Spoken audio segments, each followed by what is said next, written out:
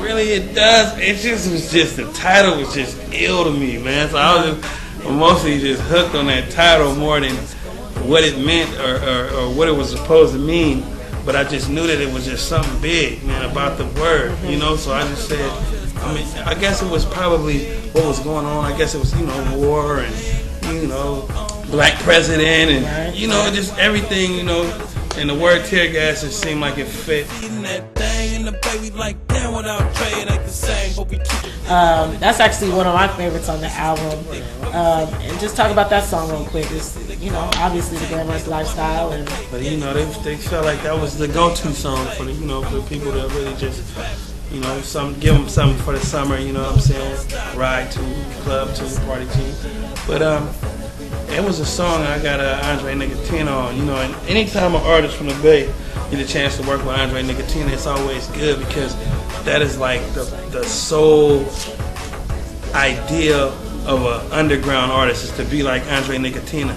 You know what I mean? To have a real fan following because, and I'm not gonna say cult because you can't call that a cult following because those same people that listen to Andre Nickatina, they listen to Jay-Z, they listen to Tupac, they listen to the Jacka, they listen to, you know, they listen to everything. Just did a show with Soulja Boy. Right. So you can't really call that a cult following. It's just that he making the music that people want to hear. Try to dip with a model, I have with it truly. Got the place popping. Two features I want to talk about. Let's just talk about the E-40 feature that you had.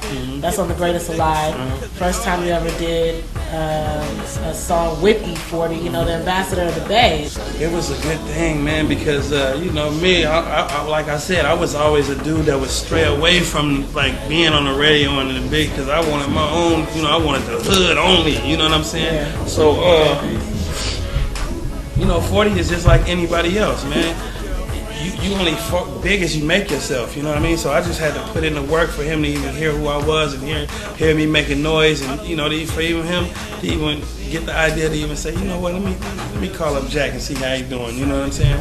So, you know, he ended up calling me up and we talked, and it was big, man. It was a big influence, and I realized, man, he's just like me. And you have a couple other big features I just want to mention before we go on to the next song, which is Paul Wall. I love that record on there. You have Freeway on the record. With Paul Wall and, you know, Freeway, Devin the Dude, those are all guys that I can actually relate to because, you know, Paul Wall, he sipped that syrup, I sip syrup. Devin the Dude, a big time smoker, I'm a big time smoker. Freeway, a Muslim, I'm a Muslim, you know what I'm saying? So it's like, it was all going. You know, it was all in God's plan, man. You know, I didn't ask for those features and then like that. It just ended up happening that way, man. And that's how great albums are made. You know what I mean? It's just it wasn't no put together A&R. Here you go, man. It was really something that we all wanted to do. We all respect each other as artists, and we all just got on a level and did something. You know. Third record I want to talk about that I've listened to on the album, which I don't know, I listened to all the records, maybe I like a different one on there, but I think it's one of my favorites on it, and that's the Dopest, it's called The Dopest of All. Oh, yeah, that song. That was produced by Lee Major. What I really like about that song is that basically you're saying what in the record? Oh yeah, the dopest for real was just a coke pusher, huh? Hoping I live, you know? That's basically what the chorus is just saying. Right. On the chorus. It's better than that, you know? I'm just a little messed up right now with it. No, but the dopest for real, that song, you're basically saying like, man, I must be here for a reason. Right. Right? Mm-hmm. And I think that message is so real. Really, that song is really one of my boy Lee Majors, you know what I'm saying? He came to me and he told me he had a beat for me. And he was really serious about getting me that beat. So I got the beat. Let me just close my eyes and really strain my brain real fast and just come up with something to really just make people feel me and understand that, you know, I'm really struggling out here. We need to come together as the people, man. We gotta sink deep, and we have to be real deep thinkers, man, so we can come up with a solution or anything, you know, anything, so we can just build and become better as a people, you know what I'm saying? So that song really was just one of those kind of songs that motivated me to write. I personally just like that song because this music business is so crazy. You know what I'm saying? And so you're just like, I must be dope if I'm still here doing this kind of type thing. And I think that's something that, you know, a lot of artists and DJs and everybody, producers in the game should think about. You know, you are here. God did put you where you need to be at that time. And I don't know. That's something I'm going to think about a lot. I'm from the BAY. Must be a doctor or a lawyer because you're sure. The fourth record, which is actually the first record on the album, is called Summer. And supposedly that's your favorite song on the album. Why is that your favorite song? Because on one of the verses it said, "You look like you ready to scream, so I'm gonna tape your mouth." I thought I just think that I don't know why I think that's so dope, but that ain't really why people would like that song. You know, that's a real serious song, and it's just the style and the beat. I try to come up with a different kind of a flow to the beat. You know what I mean? And then the chorus is like, "Summer don't love me no more." Like, you know, I used to have fun, you know, as a youth. I remember summer being real exciting and can't wait to do it. And it's just like, nowadays with recession and everything, it's like, man, summer ain't the same. You know, we ain't big time kingpins no more.